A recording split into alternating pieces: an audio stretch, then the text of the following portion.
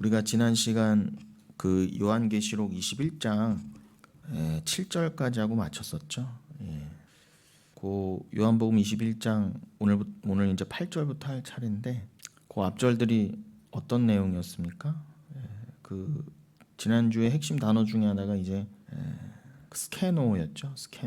스케노에서 스케네가 나왔다고 했습니다. 스케네. 그거는 이제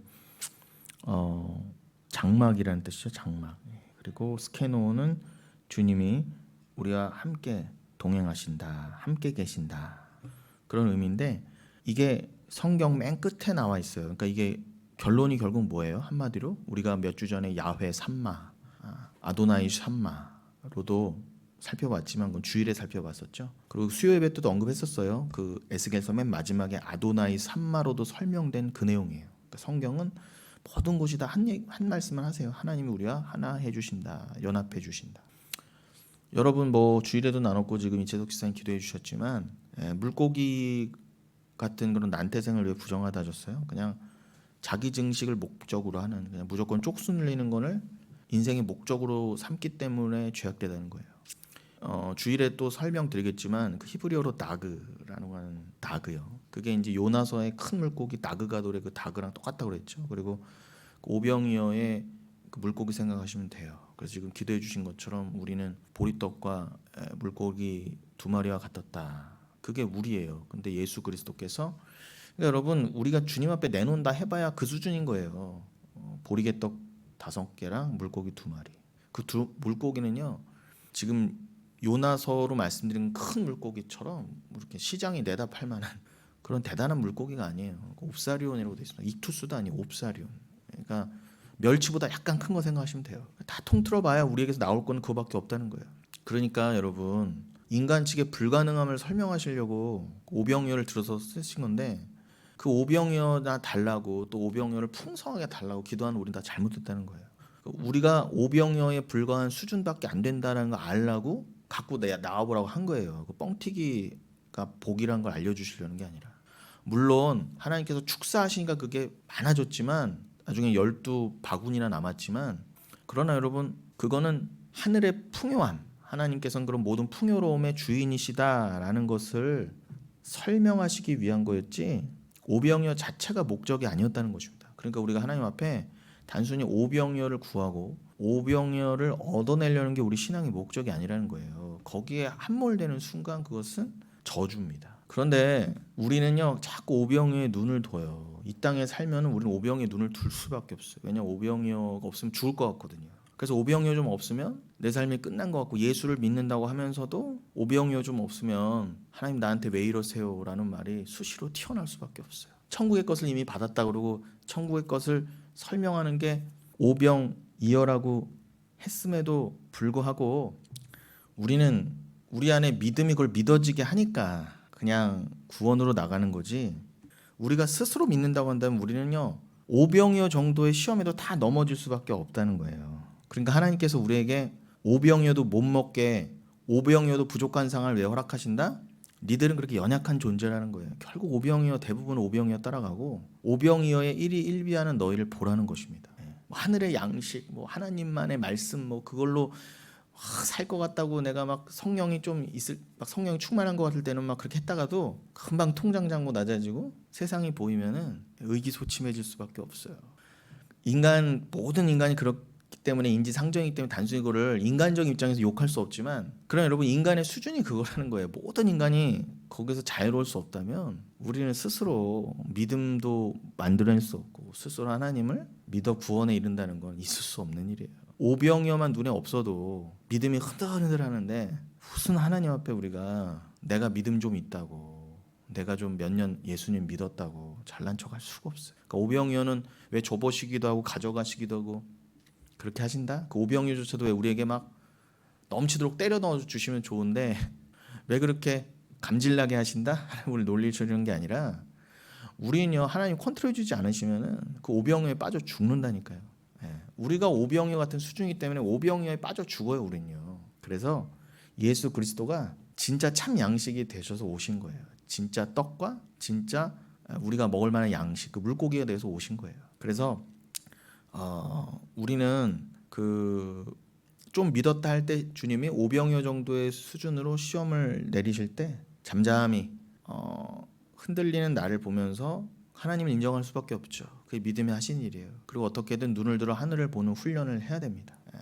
너의 연약함을 알고 하나님의 은혜만을 붙잡으라라고 하는 여전한 하나님의 그 똑같으신 그 말씀과 그 이끄심이에요.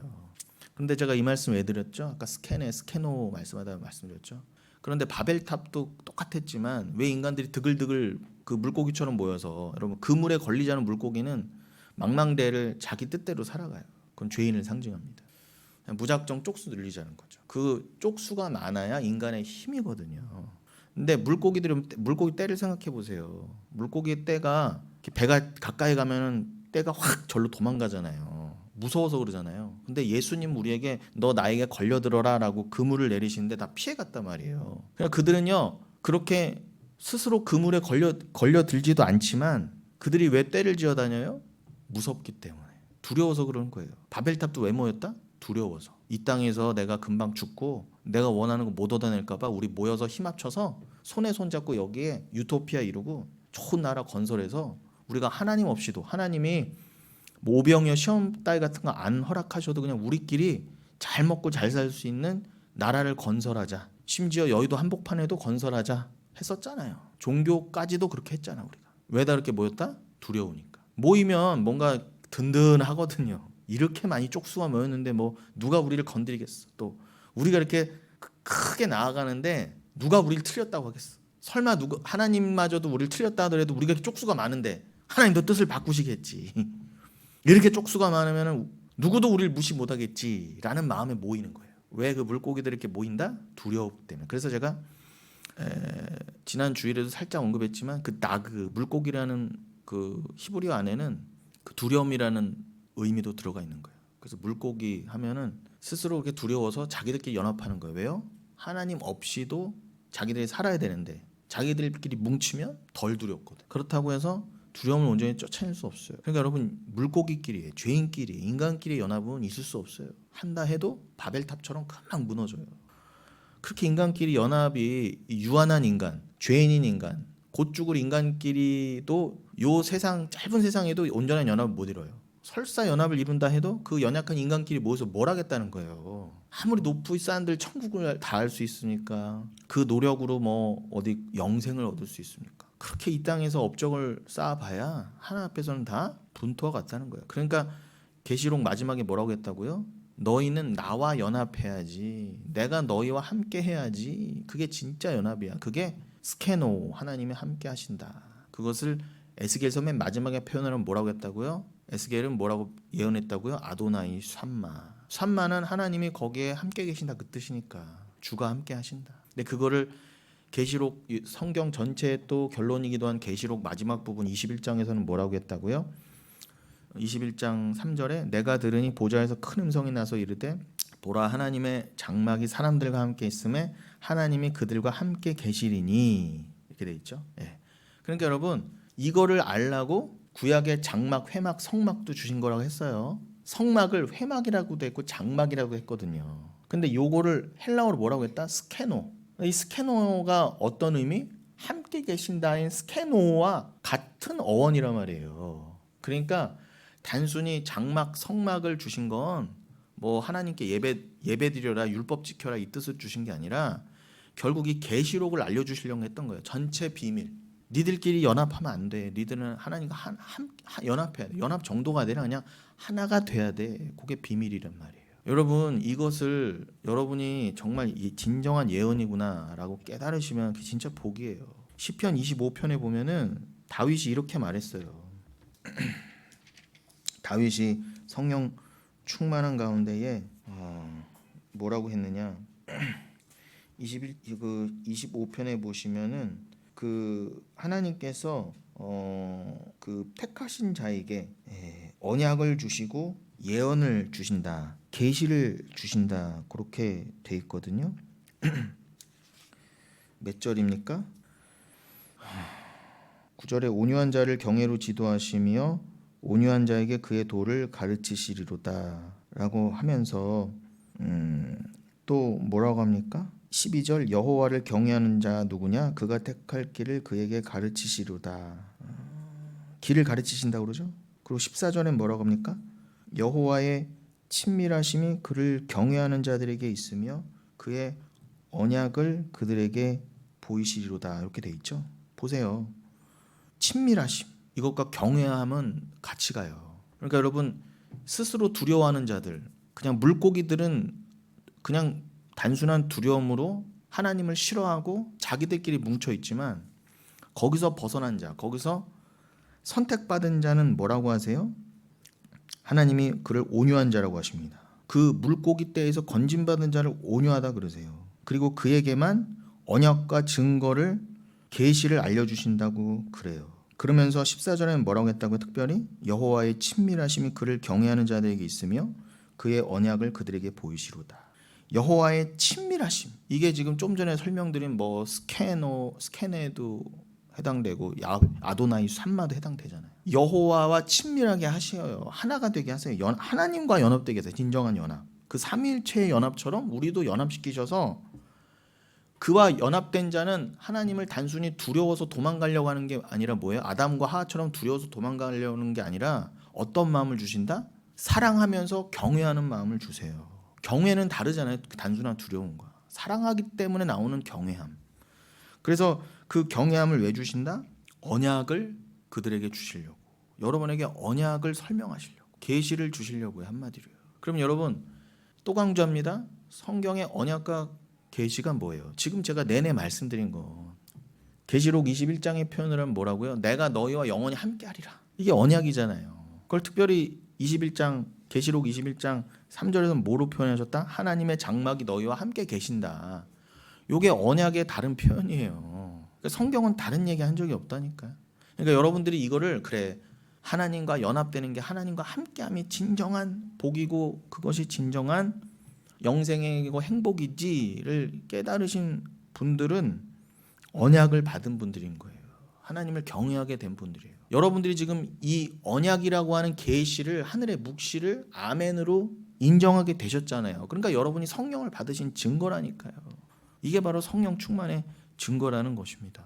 그러니 여러분 우리가 뭐 아까 처음 얘기로도 돌아가지만 뭐 오병이어로도 얘기를 했지만 여러분 우리가 참 물질에 있어서는 이 땅에서는 그렇게 우리가 초연할 수는 없어요. 그거는 누구나 마찬가지였습니다. 그러니 누구라도 물질로 인해서 넘어지거나 시험 들거나 신앙이 흔들릴 수 있는 가능성은 누구나 있는 거예요. 근데 하나님이 그걸 왜 허락하셨다? 지난주 수요일에도 말씀드렸지만 그 우리들의 죄인됨을 드러내시는 게 중요한 목표예요. 그러니까 우리는 뭐 지금 이 집사님 기도도 해주셨지만 하나님 나라를 믿는다, 나는 말씀으로만 산다 하면서도요. 우리가 어차피 이 땅에서는 육을 입고 있기 때문에 여기서 온전히 자유할 수가 없어요. 그럼 저도 마찬가지죠. 그러니까 저는 이런 상황들을 보고 저도 겪어가면서 어떤 더 믿음을 더하게 되느냐, 믿음을 더해 주시느냐. 이 세상에서 나는 정말 불가능이구나. 그리고 돈으로만 돌아가고 그 돈으로만 돌아가는 이 세상의 가치관에 완벽히 이 땅에서는 자유로울 수 없는 나를 보면서 한탄하게 돼요. 그리고 어떻게 해요? 그 세상의 가치관, 돈의 논리, 그 만몬신, 그 세상의 귀신과 상관없이 온전한 자유함으로 정말 하나님으로만 살 수 있는 그곳이 너무 기다려져요. 소망이 되고 믿어져요. 거기가 단순히 먹을 게 많고 춥지도 않고 서로 싸울 일도 없고 풍성하다 해서 그 정도가 아니라 말 그대로 그냥 하나님의 사랑으로만으로도 영생, 뭐 그냥 사는 정도가 아니라 영생이 가능한 곳을 어떻게 믿어져요? 그게 말이 안 되잖아요. 여기 묶여 있는 사람이. 그쵸 여러분? 그래서 목사 할아버지라도 안 돼요. 아무리 뭐 믿음이 있어도 육에 갇혀 있는 순간 자유로울 수가 없다니까요. 그러니까 그걸 통해서 아무리 도 닦고 산에 들어가서 맨날 기도만 하는 사람도 안 된단 말입니다. 세상의 유혹 앞에서는 돈, 음욕 이런 거 앞에서는 안 돼요. 그러니까 인간은 수행하고 도 닦아서 변화될 수 있는 인간이 아니라는 거예요. 그래서 제가 불교나 이런 모든 게 틀렸다는 겁니다. 그러니 그렇구나. 우리에게 믿음이 있으면 여기에서 순간순간이라도 연연되어지고 순간순간이라도 세상 것을 보게 되는 내가 싫어져요. 너무 무가치하게 보이고 내가 말하고 전했던 하나님 말씀 전했던 뭔가 내가 껍데기로 느껴진다니까요. 난 정말 연약하구나. 내 안에 말씀만 진짜지 뭐 내가 말씀을 전한다 어쩐다고 해도 이 세상의 가치관에 저조차도 흔들하는 보면은 흔들하는 제가 보이는 것도 너무 싫고 싫은 거예요. 다 벗어던지고 싶은 거예요. 빨리. 그게 우리에게 이 땅에서 그런 세상의 연약함을 통해서 주시는 유일한 유익이라고 믿습니다. 여러분 제가 오늘 수협에 들어오기 전까지 빌립보서를 보다 왔는데 요즘 들어 이렇게 빌립보서가 또 자꾸 보여요. 보고 싶어지더라고요. 그런데 그 1장에서 그러죠. 빌립보서 1장에서 뭐라고 합니까? 1장 중후반부에 사도 바울이 지금 갇혀 있는 상황이에요. 로마 감옥에 갇혀 있는데 지금 사도 바울이 감옥에 갇혔다고 해서 별 얘기가 다 나오는 거예요. 사도 바울도 별 수 없다. 저 인간이 저게 꼴 좋다 저거 갇혔구나. 그것도 뭐 선교 좀 한답시고 뭐 개척 좀 한답시고 하다가 갇혔네. 그리고 대부분이 잘 고생이 하는 거예요. 잘난 척하더니 사도 바울이요 그 감옥에 갇혔으니 감옥에만 갇혔어요? 그때 감옥은 지금하고는 상상할 수 없어요. 더 헐벗고 굶주리는 거예요. 먹을 것도 못 먹고 입을 것도 제대로 못 입고 그냥 상그지가 돼 있는 거예요 지금 사도 바울이요. 그러니 얼마나 욕했겠습니까 사람들이. 그런데 사도 바울이 그 안에 들어가 앉아 있으면서 뭐라고 그랬느냐 1장에 보면은 12절 이하에 이렇게 되어 있습니다. 형제들아 내가 당한 일이 도리어 복음 전파의 진전이 된 줄을 너희가 알기를 원하노라. 내가 지금 갇혀 있지만 이게 사실 복음의 전파의 진전에 오히려 내가 이게 합력하여 선이 되어서 나의 갇혀 있음이 오히려 하나님 나라를 위해서 필요한 일이다. 오히려 도움이 되고 있다라고 역설을 말해요. 이 말을 하는 사도 바울의 마음은 얼마나 아프겠어요. 사도 바울이 지금 감옥에 들어가고 싶어서 들어가 있는 거예요. 자기도 얼마나 나가고 싶고 자유롭게 선교라도 자유롭게 하고 싶을 거 아니에요. 떵떵거리고. 그런데 하나님 꼭 가둬놓으신 거예요 감옥에. 사도 바울도 처음에는 이해가 안 됐겠죠. 그런데 이거 하나님의 뜻이니까 된 것이다. 복음의 진전을 위해서 하나님이 하나님의 강하심을 드러내시려고 나 같은 사도 바울을 가두셨구나. 그래서 말씀만이 역사하게 하셨구나. 내가 지금 써서 보내는 이 편지가 성경이 되어 이 말씀으로만 인생을 영혼을 살릴 것이다 라는 하나님의 뜻이 있었기 때문에 사도 바울이라고 하는 육신은 가두셨어야만 해요. 여러분 갇히십시오. 괴롭습니다. 우리의 영혼이 육에 갇혀있는 것만도 괴로워요. 너무너무 괴로운데 이 세상의 상황과 이 세상의 연약한 가운데 또 갇혀있어. 게다가 사도 바울은 어떻게 지금 감옥에까지 들어가 있어요. 온갖 억울함과 애통함과 욕이 안 나올래야 안 나올 수가 없어요. 저 같으면 진짜 돌아놓으면서 욕하고 또 돌아놓으면서 욕했을 것 같아요. 그러면서 13절에 뭐라고 합니까? 이러므로 나의 매임이 그리스도 안에서 모든 시위대함과 그 밖의 모든 사람에게 나타났으니 그럽니다. 자기가 시위대 안에 갇혔다는 거를 다 안다는 거죠. 소문이 다 나서. 근데 여기 이제 원어를 보면은 그리스도 안에서 모든 나의 매임이 그리스도 안에서 모든 시위대함과 그 밖의 모든 사람에게 나타났다 이렇게 되는데 정확한 뜻을 살펴보면 이렇게 해석도 가능해요. 내가 그리스도 안에서 매였다. 그리스도를 위해서 매였다는 것이 나는 매여 있는 게 지금 그리스도를 위해 매여 있는 것인데 이 매여 있다는 현실, 내가 지금 갇혀 있다는 현실이 소문이 다 난 거예요. 난 지금 하나님과 하나가 되어서 너는 갇혀 있어야 돼. 넌 자기 부인 되어야 돼라는 의미로 갇혀 있는 건 알겠는데 그리스도 때문이구나. 그리스도 안에서 내가 좀 매여 있구나를 알겠는데 세상에서 온갖 소문이 다 날 거 아니에요. 사도 바울이 갇혔대. 먼지다가 저거 감옥에 갇힌 거야. 죄 지었나 봐. 얼마나 재수가 없으면 하나님께 죄 졌나 봐. 별소리가 다 들리는 거예요. 소문이. 그런데 14절에 형제 중 다수가 나의 매임으로 말미암아 주 안에서 신뢰함으로 겁없이 하나님의 말씀을 더욱 담대히 전하게 되었느니라. 그런데 소수지만 그 사도 바울의 가르침을 받고 사도 바울과 함께 복음 전파를 했던 사람 중에 극소수지만 그 사도 바울이 갇혔다는 소문을 듣고 더더욱 그래 우리 사도 바울 목사님이 갇히셨구나.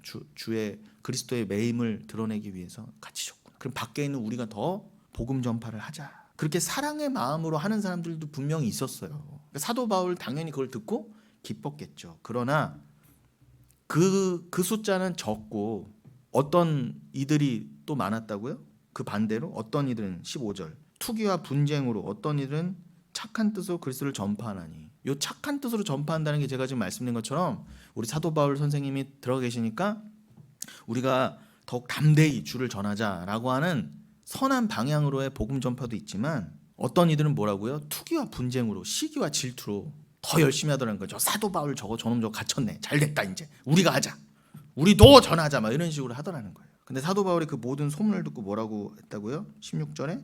그러니까 여러분, 인간은 이렇게 연약해요. 투기와 분쟁으로도 사역한다 그래요. 자기는 뭐 주의 거룩한 뜻으로 나는 뭐 부름받아 한다고 하지만 뭐예요? 대부분은 시기와 질투와 투기와 분쟁으로 더 주의 일을 열심히 하더라는 거예요. 주의 일 한답시고 어떻게 해요? 시기와 분쟁과 투기로 하는 인간들이 많다라고 돼 있잖아요. 근데 사도 바울이 그걸 보면서 뭐라고 그랬다고요?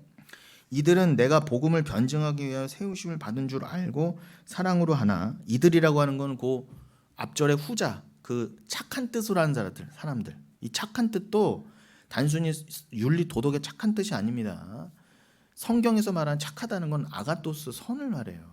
갈라디아서 6장 6절 같은 데 보면은 너희는 주의 종과 모든 착한 것을 함께하라 그러잖아요. 거기서 단순히 주의 종을 섬겨라, 주의 종 내가 사과 하나 먹으면 주의 종도 사과 하나 줘라 이 뜻이 아니라, 그 정도가 아니라, 그건 당연한 거고 그것도 아주 아름다운 미덕이지만 그 정도를 말하는 게 아니라 거기서 아가토스는 선이잖아요. 그 지금 갈라디아서 6장 6절을 말씀드린 겁니다. 너희는 주의 종과 모든 좋은 것을 함께하라.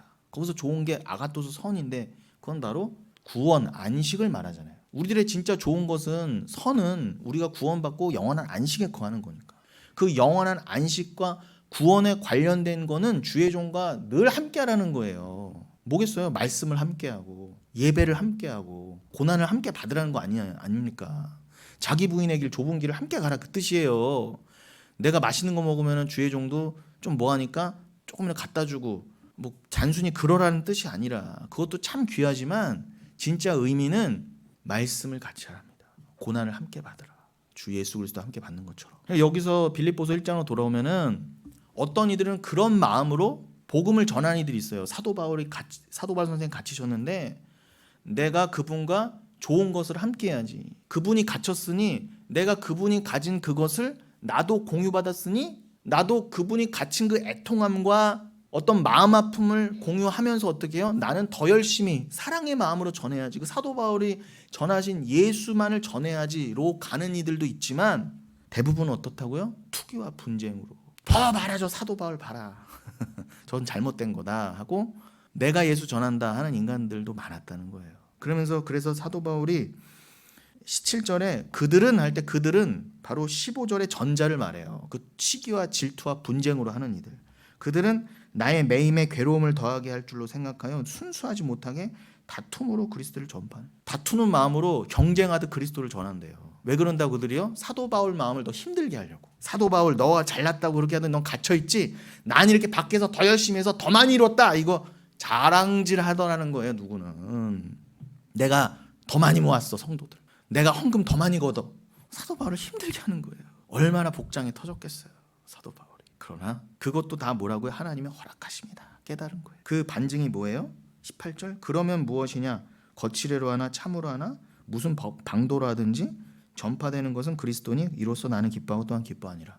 지금요, 이걸 잘 읽으셔야 되는데 단순히 저 가짜들 막 사도 바울에게 잘 고생했던 사람들도 지금 전하는 건 어차피 예수니까 그것도 맞다 이 뜻이 아니에요. 단순히 그런 뜻이 아니라, 그래 하나님이 이 모든 걸 허락하시는 건 저 가짜들도 뭐 예수 그리스도랍시고 전하는데 그 가짜들이 전하는 예수 그리스도는 무슨 능력이 있겠어요. 그냥 무조건 목사들 막 투기와 분쟁으로 하든 뭐 목사들 무조건 쪽수가 늘어서 막 전도하고 교회만 늘리면 장땡이다, 그런 의미가 아니라 지금 사도 바울은 역설을 말하고 있잖아요. 합력하여 선을 계속 말하고 있잖아요. 그러니까 여러분, 우리도 그 시기와 질투와 분쟁으로 했던 자들의 교회 안에서 있다 나왔잖아요. 맞죠? 그러니까 뭐로 가든 서울로만 가면 된다 이 뜻이 아니라 하나님이 그 가짜들로 하여금 교회도 만들게 하시고 뭐 설교랍시고 전도랍시고 하게 하셨는데 거기에 잘못 들어가 있을지라도 하나님은 그걸 다 허락하신 가운데 합력하여 여러분이 더 구원의 은혜를 깨닫고, 야, 내가 들었던 말씀이 잘못된 말씀이었구나. 그리고 내가 그 가짜 교회라도 가서 성경이라도 한 줄 봐놨으니 예수 그리스도가 조금이라도 내 마음에 들어와 있던 거 아니에요. 잘못된 예수라도. 그런데 그 택한 자들에게는 어떻게 해요? 내가 알고 있던 게 이게 잘못이었구나, 내가 믿던 예수가 가짜였구나를 알려면 뭔가 있어야 될 거 아니에요. 뭔가가 있어야 뭐 되든 말든 하니까. 그런데 누구는 실컷 받은 가짜 예수가 끝까지 져주지만 누군가에게는 뭐예요? 그 가짜 예수를 하나님이 합력하셔서 어떻게 진짜 예수로 받게 만드시냐, 진짜 믿음으로 만드시니는 하나님이시다, 이걸 드러내신다는 거예요. 이해되시죠? 그 일을 위해서 하나님께서 저 가짜들을 통해서도 흥황케 보시는 거예요.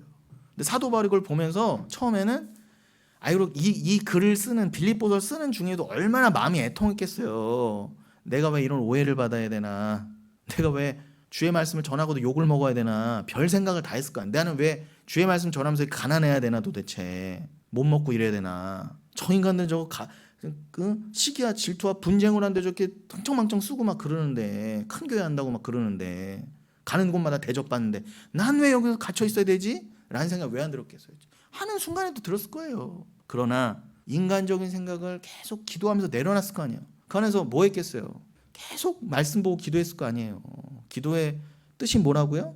나를 죽이는 도구예요. 나를 흥황케 하는 게 기도가 아니라, 내 소원 얻는 게 기도가 아니라 하나님의 뜻을 깨닫고 하나님 뜻에 순종해 가게 만드는 게 기도라는 거예요. 날 죽여가는 게 기도라는 칼이라는 것입니다. 아프면서도 그래, 하나님이 이걸 다 허락하신 이유가 있지.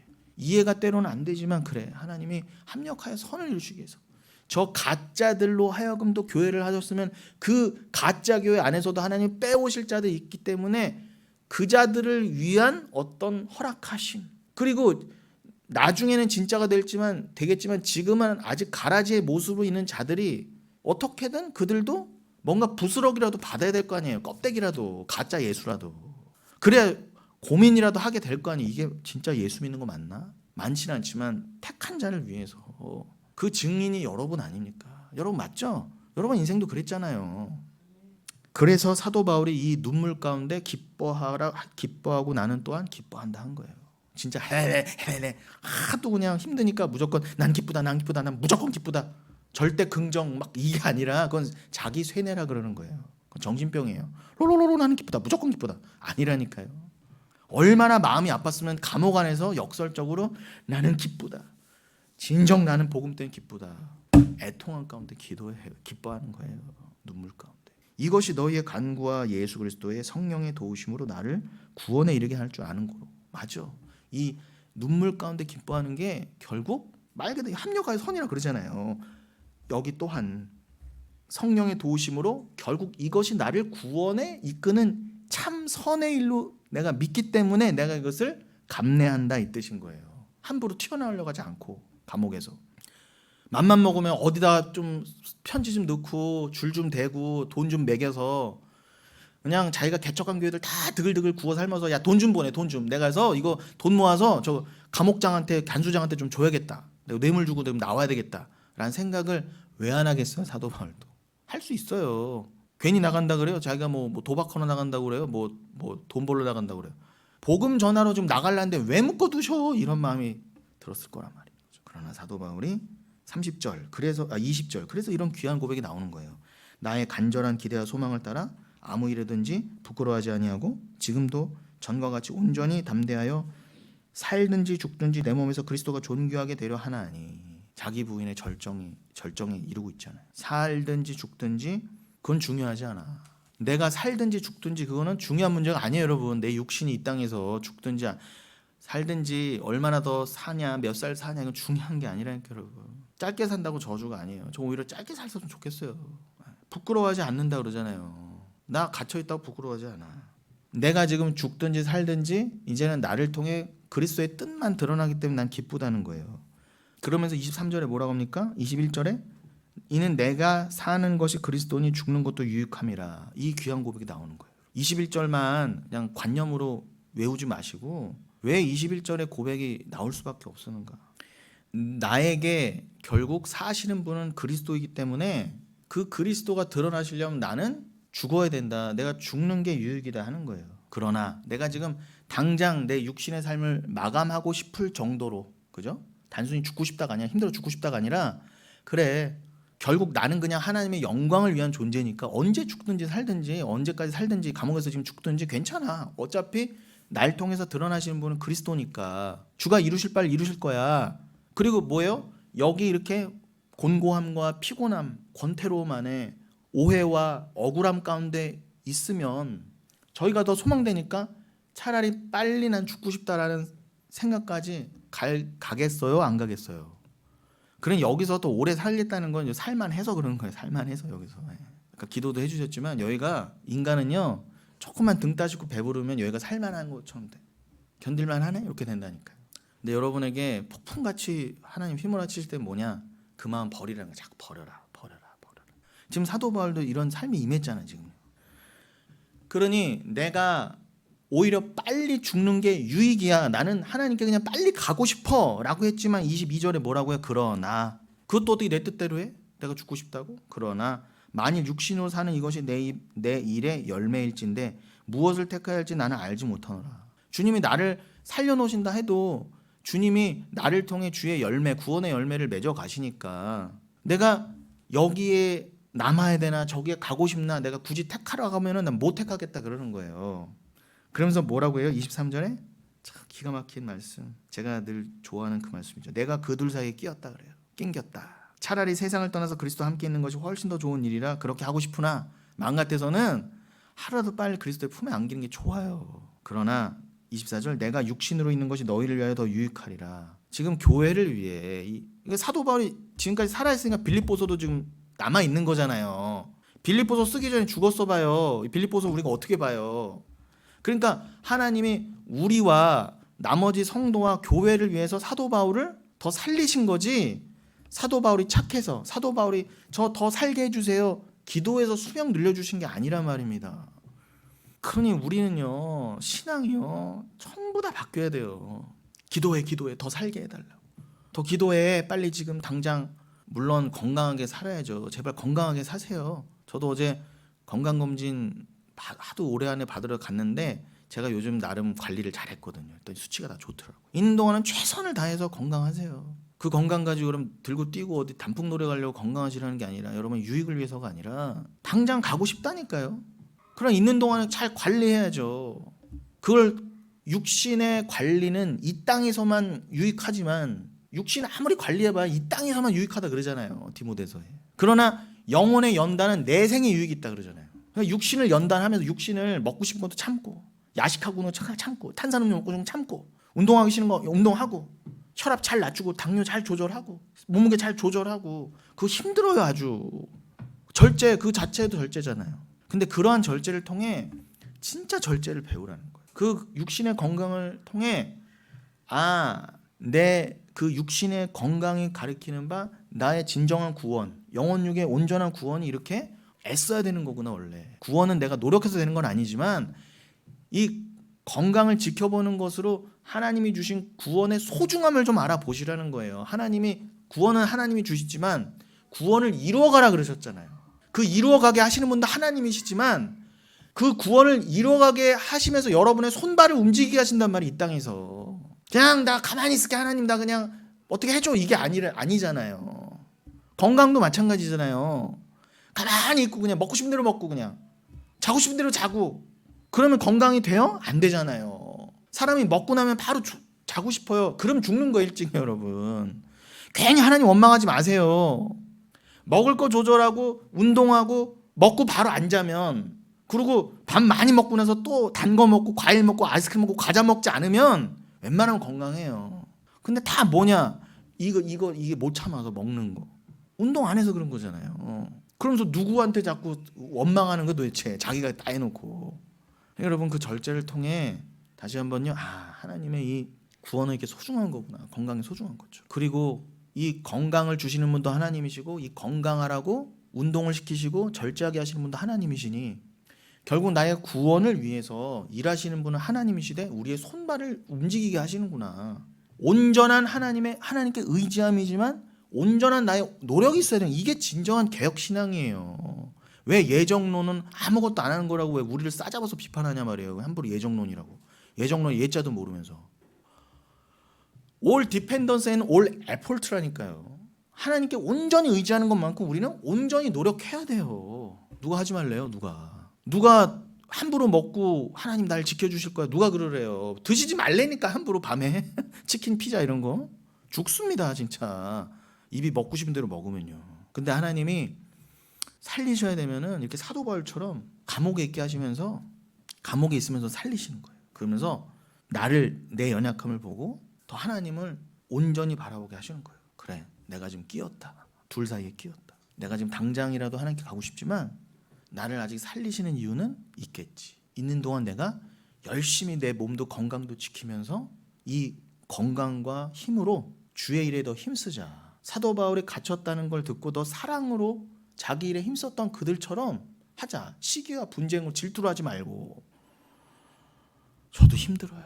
아니 이 말씀이 없으면 몰랐지 이 말씀을 알고 있는 한 제 맘대로 못 하잖아요. 힘들어요.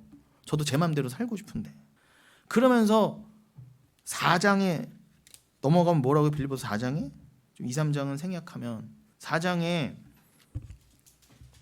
10절에 보면 뭐라고 되어 있습니까? 내가 주 안에서 크게 기뻐함은 너희가 나를 생각하던 것이 이제 다시 싹이 남이니 너희가 또한 이를 위하여 생각은 하였으나 기회가 없었느니라. 다시 한번요. 내가 주 안에서 크게 기뻐함은 너희가 나를 생각하던 것이 이제 다시 싹이 남이니 너희가 또한 이를 위하여 생각은 하였으나 기회가 없었느니라. 이게 무슨 말일까?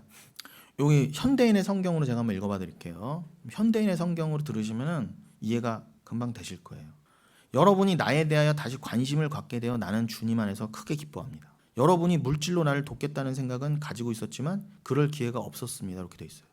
여러분 어떤 사연인지는 정확히 알 수 없지만 이 빌립보서의 문맥, 이 빌립보서는 지금 사도 바울이 감옥에서 빌립보 교회한테 보낸 편지의 형식이잖아요. 근데 빌립보 하면은 잘 아시죠, 여러분? 사도행전 16장 이렇게 가면은 그 어떤 사건이 있죠? 지금 튀르키예 드로아 지방에서 딱 가니까 마게도냐인 환상을 보잖아요. 우리 건너와 우리를 도우라. 그거 보고 사도 바울이 그리스 지방 지금 에게해를 건너 그리스 지방으로 마게도냐 지방으로 건너가잖아요. 거기에서 들어갔을 때 빌립보 먼저 들어간다고요. 그 빌립보는 첫성이라 첫 번째 들어갔다 해서 첫성이 아니라 이 빌립보는 그만큼 거기가 큰 도시였거든요. 그 빌립보 들어가서 누구 만나요? 루디아 만나잖아요. 자주장수. 그 루디아 권사님하고 잘 되는 것 같았는데 금방 시련이 오죠.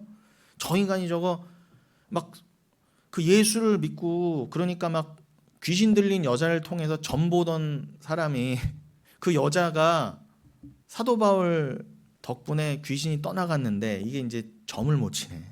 그래갖고 그 여자를 사로잡고 포주처럼 그 여자를 사로잡고 점 봐주던 남자가 고발한 거예요. 사도 바울. 그래서 사도 바울이 신라와 함께 감옥에 갇혀서 한짐 두들겨 맞고 감옥에 갇히냐 거기서도요. 말할 수 없는 고통을 당합니다. 예수 전하고 귀신 쫓아냈더니 어떤 일이 일어났다? 자기는 지금 로마 시민인데도 재판도 안 받고 감옥에 집어넣어서 곤장을 맞고 있더라는 거예요. 착고에 묶여서. 이거 어떻게 이해를 도대체. 예수 전하면 잘 먹고 잘 산다고 들었는데 아니에요. 정반대야. 제대로 전하면요. 거기가 빌립보였어요. 그리고 나서 데살로니가로 넘어오잖아요. 그러니까 그 짧게 있었던 빌립보 그 사도 바울이 빌립보에서 나온 이후로 빌립보에 교회가 생겼어요. 누가 빌립보에서 교회를 세웠을까요? 누가 초창기 멤버였을까요? 빌립보 교회. 당연히 루디아 권사님 있었을 거고 또 누가 있었을까요? 그 간수 있었잖아. 사도 바울 지진이 나서 다 문이 열리니까 도망간 줄 알고 야 이거 나 이거 끝났구나 하고 자살하려고 했던 로마 간수가 있었잖아. 그랬더니 사도 바울이 아직 우리 있다. 멈춰라. 선생님 영생이 뭡니까? 이렇게 되는 거예요. 거기서요. 어머 풀렸네. 그리고 금방 도망갔으면은 그런 역사가 있을 수 없었어요. 그러니까 여러분 단순히 이거 풀어주세요. 나 감옥에서 나가게 해주세요는 기도가 아니에요. 거기서 그냥 사도 바울은 주님의 뜻이 있겠지 하고 기도했다 그러잖아요. 주님의 뜻이 있겠지. 하나님을 찬양했다 그러잖아요. 그 안에서. 그랬더니 그 찬양 소리를 모든 죄수들이 듣더라 그렇게 돼 있잖아요. 그런데 진짜 하나님이 옥터가 진동해서 확 열었는데 만약에 나 좀 빨리 나가게 해주세요. 나가게 해주면 기도 응답됐다고 확 튀어나왔을 거 아니에요. 근데 아니었다니까. 이거 이상한데? 가만히 있었어요. 사도 바울은. 그랬더니 반응이 뭐예요? 자결하려고 하는 로마 간수를 본 거예요. 그 로마 간수가 대번에 멈춰라 우리 아직 여기 있다는 거 알고 이 사람 보통 사람이 아니다 그러고 내가 어떻게 하면 영생, 구원 이런 얘기를 해요. 그 말은 뭐예요? 이 로마 간수가 늘 고민했던 거예요. 분명히 여기서의 삶이 다가 아닌데, 분명히 길이 있는데, 진리가 있는데 너무 힘들어하다가 삶에 희망도 없고, 그런데 막상 자기 이제 그래도 일 먹고는 살아야 되니까 간수로 일하고 있었는데 다 도망갔네? 그럼 나 죽었구나. 뭐 어차피 이제 여기서 살 소망도 끊겼고 나 어차피 크게 책임 물음 당할 거 그냥 확 죽어버리자. 그냥 어차피 진리도 내가 못 발견하고 내 인생 어차피 허무했는데 죽자 하고 다 할 때 멈춰라 이렇게 되는 거예요. 여러분, 이걸 위해서 사도 바울을 감옥에 들어가게 하시고 그 영혼을 위해서 사도 바울을 고난받게 하시고 그 영혼을 만나게 하시려고 사도 바울을 살려놓으신 거. 그때까지 사도 바울 개인의 유익을 위한 게 없다니까요. 거기서 반드시 사도 바울을 통해 하나님의 말씀을 만나야 될 자가 있었기 때문에 하나님이 고난받게 하시고 빌립보로 몰아가시고 감옥에까지 들어가게 하신 거예요. 기독교는 이걸 전해야지 이걸 안 전해요. 이걸 안 전해요. 여러분에게 여러분 지금 칼만 안 들었지 죽고 싶은 사람이 허다할 거예요. 근데 그 중에 다가 아니에요. 하나님은 능력이 안 돼서 아이고 쟤도 살려 이게 아니라 하나님 입장에 다 죄인인데 어차피 다 칼 들고 있는 거야. 다 모든 인생이 허무하잖아요. 다 맞지 않아요? 꼭 목매서 스스로 자결한 사람만 뭐라 할 거예요? 다 용기가 없어서 그렇지 다 칼 들고 있잖아. 다 답이 없잖아요. 이 세상 모두가 다 좀 빨리 죽고 덜 죽을 뿐이 다 가는 거 아니에요? 근데 저 사람은 자살했다. 왜 그래요? 왜 도대체? 근데 택한 자는 그 자살하려고 하는 이유 중에 하나 단순히 삶이 힘들어서 먹고 살기 힘들어서 정도가 아니라 그거는 동일하고 야 이게 다가 아닌데 하고 애통해하는 있단 말이에요. 인생이 그를 위해 여러분을 인도하시되 여러분을 꽃길로 인도하지 않으신단 말이에요. 그때도 여러분 아멘 하시겠어요? 자, 그런 빌립보 교회였어요. 그러니까 그 간수도 분명히 그 초기 시절에 빌립보 교회를 같이 개척했던 멤버였을 거란 말이에요. 그 귀신 들린 여자도 분명히 있었을 거예요. 귀신 들렸다가 사도 바울이 풀리게 해준. 그러니까 이건 뭐 로마 사람, 이방인, 뭐 그리스 사람, 유대인, 남자, 여자, 군인, 아줌마, 상인 다 모인 거예요. 다. 여러분 교회는 그런 거예요. 예수 빼면은 아무것도 아니에요. 예수로 말미암아 하나 되는 거예요. 그러니까 그 빌립보에 지금 편지를 보내는 거예요. 그 교회에. 아직 지금 사도 바울이 지금 빌립보서를 쓰고 있는 동안에 아직 그 빌립보 교회 루디아랑 그 간수랑 그 귀신 들렸던 여자가 있는지는 모르겠지만 그 추억이 있는 교회에 써서 보내는데 이 빌립보서의 정황상 보니까 그 빌립보 교회가 한동안은 사도 바울 후원도 하고 뭐 생각도 하고 뭐 연락도 하고 그랬던 모양이에요. 우리 목사님 그러고. 그런데 한동안 끊긴 거야. 뭐 서로 빌립보 사람들도 가난하고 삶에 바쁘고 하다 보니까 자기네에게 복음을 전해줬던 사도 바울을 잊은 거예요. 근데 사도 바울이 뭐라고요? 내가 갇혔다는 소식을 듣고 지금 에바브로디도 편으로 지금 뭔가 귀한 물질이 왔어요. 이렇게 헌금이 왔단 말이에요. 사도 바울 선생님 쓰시라고. 근데 보통 때 같으면 이거를 다른 데 주거나 또 연보를 이렇게 할 텐데 이 빌립보 성도들의 마음이 너무 고마운 거예요. 넉넉지도 않은 빌립보 교회에서 자기가 지금 꼭 필요하거든. 사도 바울도 살아야죠. 거기 온 거야. 에바브로디도 편으로. 그랬더니 니들이 나에 대한 관심을 다시 갖게 되었다는 크게 기뻐하고 감사. 내가 마음으로는 니들이 직접 찾아가서 고맙다고 하고 싶은데 내가 갇혀 있으니 이 편지를 대신한다는 거예요. 여러분이 물질로 나를 돕겠다는 생각은 가지고 있었지만 그 전부터 니들이 나를 돕고 싶어한다는 마음이 있었다는 건 알아. 그런데 형편도 안 되고 뭐 당시에 뭐 은행 계좌 송금이 있어요. 뭐가 있어요. 그러니까 기회가 없는 거야. 근데 에바브로디도가 사도 바울 옆에서 잘 도와주고 있으니까 그 걸어서 그 빌립보하고 로마가 무슨 얼마나 멀어요. 그러니까 인편에 너무 귀한 인편이니까 거기에 교회의 정성을 담아 보낸 거예요. 그랬더니 이게 영수증 성격이 내가 잘 받았다. 내가 에바브로디도 편으로 그거 니들이 모아준 그 귀한 헌금 어디 헛된 데로 어디 안 세고 내가 잘 받았다라고 하는 거예요. 굳이 지금 굉장히 고상하게 야, 돈 보내줘서 고마워 이게 아니라 굉장히 고상하게 지금 말하는 거예요. 영수증 성격으로. 그거에 감사하고 있어요. 여기서 다시 싹이 나미니라고 돼 있죠. 다시 싹이 나미니. 이게 아나달로 이렇게 돼 있거든요. 이게 다시 꽃이 피다, 소생시키다 이런 뜻입니다. 단순히 너희가 물질적으로 번창해서 그제야 사도 바울에게 관심이 생겨서 그를 도울 생각 들었다는 의미가 아니에요. 여러분 돈 있다고 더 돕지 않습니다. 지금 빌립보 교회가 찢어지게 가난하다가 좀 먹고 살만해서 좀 사도바울 좀 도와볼까 이랬다는 게 아니에요. 여러분 이 아나달로는 여러분 마음 없으면요 억만금 있어도 안 도와요. 생각도 안 납니다. 근데 주님은 그렇게 일하시지 않는다는 거예요. 이거 뭐 돈이 돼봐야 얼마나 됐겠어요. 가난한 빌립보 교회 서민들이 모아준 돈이 뭐 얼마나 컸겠어요. 그런데 결국 중요한 건 마음이라는 건 마음. 돈이 많아져서 내 상을 형편이 펴져서 도왔다는 게 아니라 그래 사도 바울 선생님이 갇히셨대. 그가 우리에게 말씀을 가르쳐 주신 분이잖아. 야 우리가 언제고 그분을 좀 돕자고 생각했었는데 이번 기회에 꼭 돕자 라고 된 거예요. 그러니까 사도 바울이 지금요 갇혀 있지만 또 한편으로 어떤 위로를 주신 거예요. 그 갇혀 있다는 소식으로 그 소식 덕분에 멀어졌던 빌립보 교회와 다시 연결이 됐잖아요. 지금요. 이들이 아직도 나를 생각하고 있구나. 돈이 문제가 아니라 이들이 나를 지금 그렇게 주 안에서 그리스도 안에서 말씀을 전해준 거에 대해서 고마워하고 있구나. 여러분 우리가 오직 감사할 분은 하나님이지만 우리에게 말씀을 전해준 분이 있어요. 그분에게 진짜 감사를 표해야죠. 우리가 그건 인지상정입니다. 그러면서 4장 11절에 뭐라고 합니까? 자족이라는 말이 나와요. 드디어 자족 아우타르케스. 신약에서 여기만 나옵니다. 너희들이 보내준 그러니까 여러분 내가 자족할 비결을 배웠다. 내게 능력 주시는 자 제발 이런 거 함부로 말하기 전에 문맥을 좀 보시란 말이에요. 빌립보서에 왜 이런 말씀이 나올 수밖에 없었을까? 4장 11절에 뭐라고요?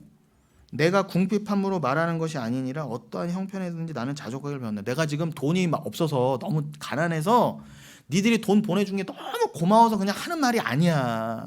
지금 그냥 단순히 돈 보내줬다고 헌금했다고 해서 하는 게 아니라 야 이거 없어도 나는 자족할 수 있어. 뭐 없으면 없는 거고 있으면 있는 거지. 중요한 건 하나님의 은혜인 것이지. 다 하나님이 어떨 때는 나에게 풍부함에 처하게 하실 때도 있고 그죠? 12절에 나오잖아요. 나는 비천에 처할 줄도 알고 풍부에 처할 줄도 알아. 모든 일고 배부름과 배고픔과 풍부와 궁핍에 처할 줄 아는 일체 비결을 배웠노라. 처음부터 그랬겠어요. 배고플 땐 싫죠. 사도 바울도. 궁핍 누가 좋아해요. 그런데 중요한 건 그게 아니다. 주님의 뜻 가운데 나에게 때로는 풍성함을 허락하실 때도 있고 때로는 궁핍함을 허락하실 때 있구나. 그때 이유가 있으니 나는 그때에다 상황에 진정 내 영이 신앙 안에서 만족할 일체 비결 자기 부인을 배웠다. 자기가 없으니까 자기가 부인 됐으니까 있으면 좀 좋고 없으면 좀 크고 하는 게 아니라는 거잖아. 지금 나는 이미 일체 비결을 배웠기 때문에 니들이 그거 굳이 안 보내줘도 괜찮지만 니들이 나에게 그 귀한 헌금을 보내준 이유가 단순히 적선하는 그런 마음으로 준 게 아니라 그리스도를 사랑하는 마음으로 사도 바울에게 감사의 표현으로 전한 걸 알기 때문에 고맙다 그런 거야. 진심으로 고맙다. 단순히 돈 줘서 고마운 게 아니라 그 뜻인 것입니다. 이해가 되시죠? 그러니까 이 자족 아우타르케스가 참 귀한 단어예요. 자족. 이게 좀 전에 우리가 읽었던 빌립보서 1장 20절 이하 24절 다시 한번 집에 가서 읽어보세요. 아까도 나눴지만 거기 나의 간절한 기대와 소망을 따라 아무 일에든지 이하거든요. 이 부분이 바로 아우타르케스 자족의 또 풀어 설명한 곳이기도 해요. 빌립보서 1장 후반부가 더더욱 사도 바울의 그 깨달았다고 하는 자족의 비결, 일체의 비결 그것에 대한 또 다른 표현이구나. 그러면서 빌립보서 4장 12절에 뭐라고 합니까? 나는 비천에 처할 줄도 알고 풍부에 처할 줄도 알아. 모든 일고 배부름과 배고픔과 풍부와 궁핍에도 처할 줄 아는 일체의 비결을 배웠노라. 다시 한번 강조한 겁니다. 12절 끝에 뭐라고 됐다고요? 배웠노라. 요것만으로 마치겠습니다. 일체의 비결을 사도 바울도 배웠다 그래요. 이해되시죠? 만세 전부터는 이미 안 거였지만 이 땅에 죄인으로 태어났던 사도 바울이 이 땅을 살면서 어떻게 해요? 하나님이 열심히 살게 하시는 가운데 사도 바울이 배웠다 그러잖아요. 그러니까 우리 삶도 마찬가지예요. 여러분 배우셔야 돼요. 단순히 공부하는 뜻이 아니라 내가 만세는 천국 백성이야. 거기서는 이미 일체의 비결을 배운 자인데 이 땅에 육을 입혀 죄인으로 보내신 건 뭐예요? 여기서 그 비결을 천국의 비결을 배워서 다시 오라는 거예요. 배워야 가는 거예요. 못 배우면 못 가요. 그러니까 하나님 택하셔서 천국 백성 만들기로 작정한 자, 아니 이미 천국에다가 보낸 자는요 어떻게 하시겠어요? 하나님이 반드시 배우게 하시는 거예요. 여기서 뭘 통해? 고난을 통해. 배워야 다시 복귀니까. 여기서 왜 그렇게 굴리시면서 배우게 하세요? 감사를 좀 하라고, 감사 좀 하라고. 은혜가 뭔지 깨달으라고. 그러니까 하나님이 안 가르쳐 줬으면 우리 못 배워요, 여러분. 이거 사도 바울이 스스로 깨달은 거 아니라니까요. 배웠다 그러잖아요. 누구로부터? 성령으로부터, 주 예수 그리스도로부터. 삶을 통해. 여기 배운 노래가 미에오라고 돼 있어요. 미에오, 헬라어로. 이게 원래 뜻이요, 단순히 배웠다 정도가 아니라 비밀을 전수받다는 뜻이에요, 헬라어가. 그러니까 여기서 내가 일체의 비결을 배웠다, 그냥 단순히 배웠다 정도가 아니라 원래 무슨 의미? 나는 일체의 비결을, 그 신앙의 비결을 전수받았다. 그 비밀을 전수받았다, 이 뜻이에요. 그러니 얼마나 귀하겠어요, 이 전수받은 비밀. 이 미에오라는 단어도 여기에만 쓰여요. 이게 무슨 말씀과 연결돼요? 제가 지금 왜 빌립보서를 열었을까요? 아까 시편 25편을 봤었잖아요. 다윗의 시편. 그래서 14절이 뭐였죠? 여호와의 친밀하심이 그를 경외하는 자들에게 있으며 그의 언약을 그들에게 보이시리로다. 요거를 설명하려고. 이해되시죠? 다윗도 그랬고 사도 바울도 그렇고 여러분도 그렇고, 여러분을 친밀하게 스케노 아도나이 삼마, 그래서 진짜 연합해 주셔서, 여러분이 원래 누구였다? 그득그득 나그, 그 물고기처럼 떼를 지어서 지들끼리 연합돼 있던 그 바벨탑을 허물어뜨리셔서 택한 백성들은 어떻게 주님이 연합해 주시는 거예요. 그래서 그 물고기 떼로 상징된 그 인간들은, 죄인들은 두려워서 스스로 몰려다니고 하나님을 피해 다니지만, 우리는 어떻게 해요? 하나님과 연합된 자로서 하나님만을 이제 단순한 두려움, 감정적 두려움이 아니라 경외함인 거예요. 겸손함에서 나오는 하나님만을 의지하고 하나님을 사랑하면서도, 내가 어떻게 저렇게 크신 분을 내가 어떻게 함부로 저렇게 내가 그와 하나가 되었을까 하고 경외함 있잖아요. 그냥 단순히 무서움이 아니라 하나님이 크신 분인데, 그 압도되는 절대적 존재 앞에서의 두려움을 말하는 거예요. 그걸 경외함이라고 합니다. 하나님 사랑해요, 막 친밀하지만 경외함이 같이 드는 그 마음.